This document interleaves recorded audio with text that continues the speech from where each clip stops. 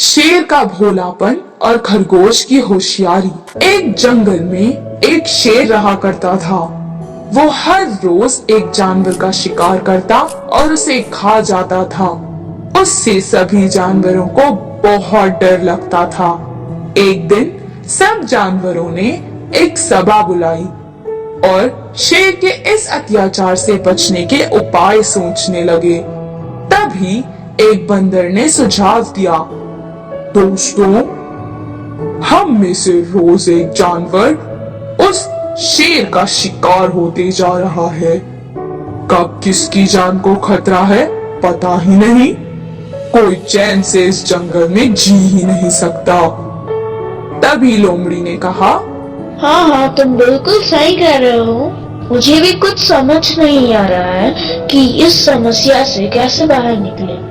बंदर ने कहा, दोस्तों, सब मिलकर एक उपाय सोचते हैं। हाँ ठीक है। उन लोगों ने एक उपाय सोचा और तुरंत लोमड़ी को शेर के पास संदेश देकर भेज दिया। सब जानवर उसे दूर से देख रहे थे। लोमड़ी ने संदेश शेर तक पहुंचा दिया। शेर तुरंत सभी जानवरों से मिलने आ गया। शेर जोर जोर से दहाड़ने लगा। सभी जानवर डर कर इधर उधर भागने लगे। वहीं कुछ जानवर जो बहुत हिम्मत वाले थे रुक गए। हाँ बोलो, मुझे क्यों बुलाया?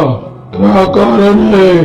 मुझे बहुत भूख लगी है, मुझे शिकार करना है। शेर राजा, अगर हम जिंदा हैं तो हमें भूख तो लगेगी ही, और आप जो रोज एक जानवर का शिकार करके उसे खा लेते हैं वो भी सही है, पर आजकल आप जरूरत से ज्यादा ही शिकार कर रहे हैं। ये बात तो गलत है ना? आज से आपको शिकार करने की जरूरत नहीं है। हम एक एक करके खुद आपकी गुफा में आके आपका आहार बन जाएंगे। इससे आप अपनी भूख भी मिटा सकते हैं और हमें रोज रोज से डर से भी छुटकारा मिल जाएगा। जंगल के सभी जानवर इस बात से सहमत थे। उसे अब घर बैठे बैठे बिना कुछ काम किए शिकार मिल गया था। ये सोचकर वो मान गया। इसी तरह रोज एक एक जानवर खुद शेर की गुफा को चला जाता था। कुछ दिनों बाद एक खरगोश की बारी आई। बेचारा खरगोश बहुत डरा हुआ था। किसी तरह उसने हिम्मत दिखाई और वो शेर की गुफा के रास्ते चल पड़ा। रास्ते में उसे एक कुआं दिखाई दिया। कुएं में जब वो देख रहा था तो उसे एक उपाय सूझा। सारा दिन वो वहीं कुएं के पास बैठ गया और शाम को आराम से गुफा की ओर निकल गया। सुबह से भूखा शेर अब शिकार का इंतजार कर रहा था। वो बहुत गुस्सा हो गया और जोर जोर से दहाड़ने लगा। जैसे ही उसने खरगोश को देखा, उसने कहा, क्या बात है, क्यों इतनी देर हो गई? शेर जी, मुझे माफ कर दीजिए। मैं सुबह सुबह आपकी गुफा की ओर निकल गया था, पर रास्ते में मुझे एक शेर दिखाई दिया।